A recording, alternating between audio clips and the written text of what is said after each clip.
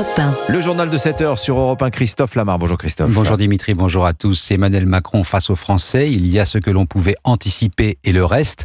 Comme prévu, l'émission a débordé, près de 3 heures au lieu de 2h30. Et il y a ce qui ne l'était pas, un chef de l'État contraint de défendre son bilan face à des contradicteurs intraitables. À l'arrivée, quelques promesses, peu d'annonces et une curieuse impression, celle d'un président un peu moins à son aise. Alexandre Chauveau. Confronté par Agnès Verdier-Molinier aux 1000 milliards de dettes supplémentaires créées en 8 ans, Emmanuel Macron invoque avec embarras les différentes crises. Pendant 2 ans, nous avons su baisser les impôts et maîtriser la dépense publique. 2 ans sur 8. Ensuite, on a été confronté à des crises historiques, mais je veux bien, j'ai essayé de faire de mon mieux face à ces crises. Souvent combatif en matière d'économie, le chef de l'État reconnaît une forme d'impuissance face à l'excès de normes. Je suis d'accord, moi je suis pour qu'on continue de simplifier drastiquement. Que faites-vous? C'est pourtant simple. Les gouvernements successifs, je ne suis pas un homme orchestre, c'est pas le président de la République, heureusement, qui fait les choses. Et je dirais encore moins depuis juillet dernier. Face à Robert Ménard, c'est sur l'insécurité qu'Emmanuel Macron accuse le coup, et notamment sur les 15 000 places de prison promises en 2017, dont seulement un tiers ont vu le jour. Il y a les prisons, les hôpitaux, les écoles, nos services publics. Voilà, donc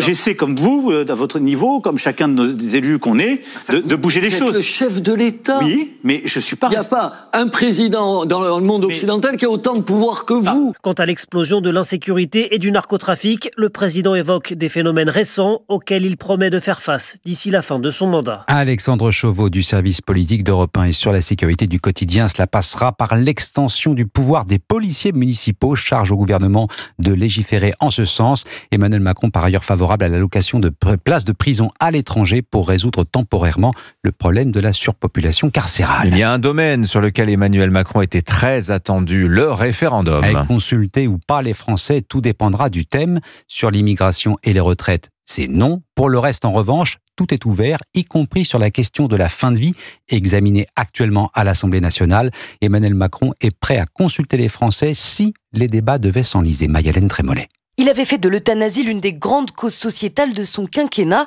Emmanuel Macron réitère son engagement en faveur de sa légalisation et appelle sans détour les députés à voter le texte. Je souhaite que le texte qui est engagé aujourd'hui soit voté.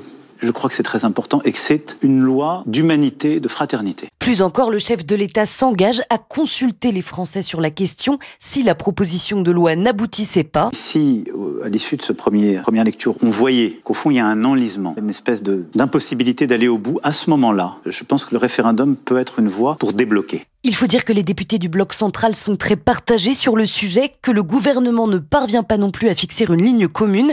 Si Catherine Vautrin, la ministre de la Santé, tente de rassurer sur l'encadrement de la loi, Bruno Retailleau assume son opposition et François Bayrou ses réserves. Alors un référendum pourrait permettre à Emmanuel Macron d'éviter à la fois la fragmentation de son propre camp et celle de son gouvernement, en s'en remettant à l'avis des Français dans un dernier espoir d'obtenir un consensus. Maï-Hélène Trémollet. À droite, les réactions sont sévères. Le président du Rassemblement national, Jordan Bardella, parle d'un bavardage vain. Le président de l'Union des droites, Éric Ciotti, voit en Emmanuel Macron un Jupiter resté hors sol. Vous écoutez Europe 1 matin, il est 7h04. Cette histoire sidérante à présent, filmée en direct, la tentative d'enlèvement avorté d'une femme et de son fils hier en plein Paris. Voici l'extrait tel qu'il a été diffusé sur les réseaux sociaux.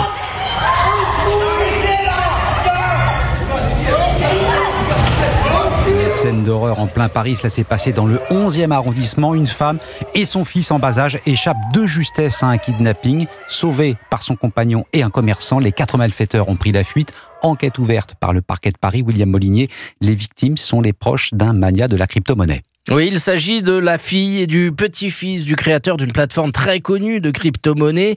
Il est 8h20 hier quand 4 individus, dont certains cagoulés, tentent de la kidnapper. Elle et son enfant en bas âge. Son conjoint avec qui elle marche dans la rue s'interpose. Il est roué de coups. Des riverains lui prêtent main forte.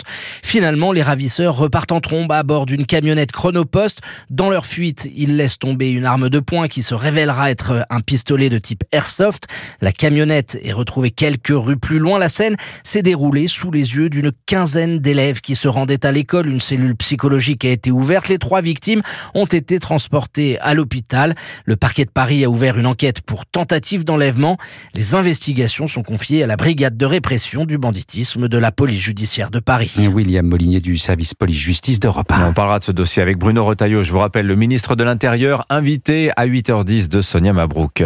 Les travaux de l'A69 dans le sud-ouest vont-ils reprendre? Le Conseil d'État et le Sénat se penchent aujourd'hui et demain sur l'avenir de l'axe Castres-Toulouse. Le chantier est à l'arrêt depuis 2 mois. Les procédures se multiplient pour l'enterrer définitivement ou au contraire pour le ressusciter. Feuilleton judiciaire interminable, suivi avec fébrilité par les habitants et les principaux acteurs économiques du Tarn. Reportage Charles L'Huillier, correspondant d'Europe 1 en Occitanie.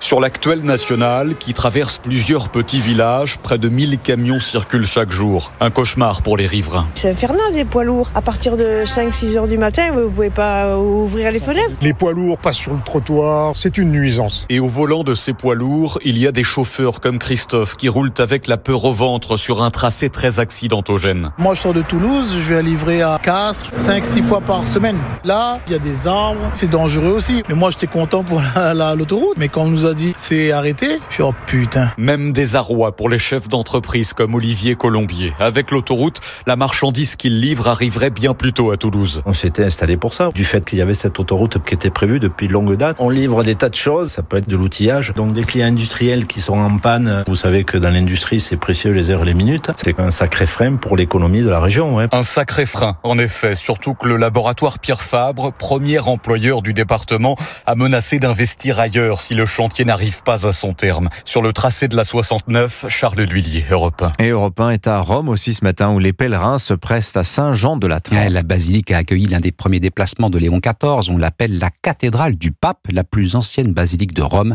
Après la messe d'inauguration de son pontificat, c'est à Saint-Jean-de-Latran donc que le nouveau pape célébrera son second grand service le 25 mai prochain. L'envoyé spécial d'Europe 1 a poussé la porte de ce haut lieu du catholicisme. Reportage Wilfried de Villers. Elle est considérée comme la mère de toutes les églises. En plein cœur de Rome, des pèlerins passent ébahis la porte de Saint-Jean-de-Latran. C'est la basilique de l'évêque de Rome, autrement dit de Léon XIV, et ancienne résidence des papes.